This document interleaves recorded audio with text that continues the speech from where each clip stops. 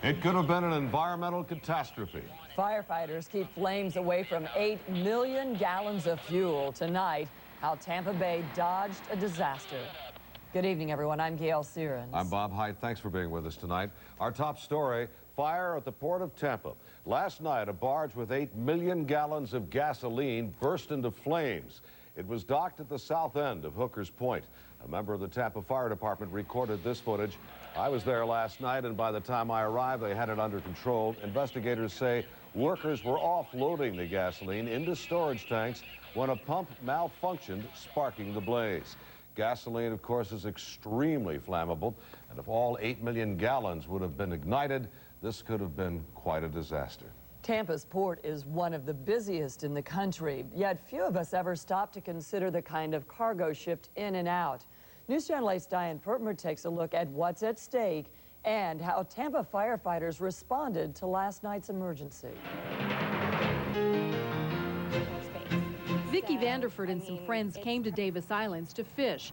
She doesn't like to think about what's on the other side in Tampa's industrial port. It's kind of scary having all those gasoline tankers.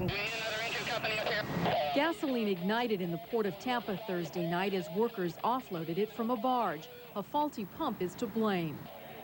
All I could see was fire on the upper deck, spraying up in the air, smoke and fire coming. Jack Barker arrived in the first engine and realized firefighters had just minutes to head off disaster.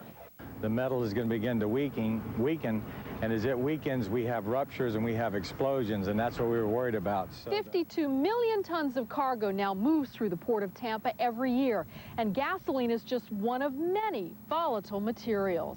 Other petroleum products, sulfur and anhydrous ammonia, make a potentially toxic mix. That's why Tampa Fire's hazardous materials team works out of this old station in the port. There's one database we have here, and this is with new tools like computers that help firefighters identify chemicals and how to respond.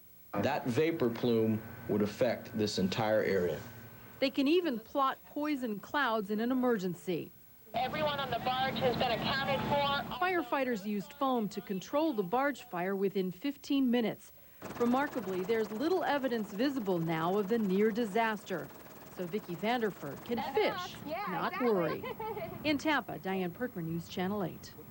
Tampa firefighters consider the safety record at the Port of Tampa very good. There have been incidents, though. Petroleum tanks have been ignited by lightning and sandblasting. Several workers have also been killed, the worst accident occurring in the middle of the bay.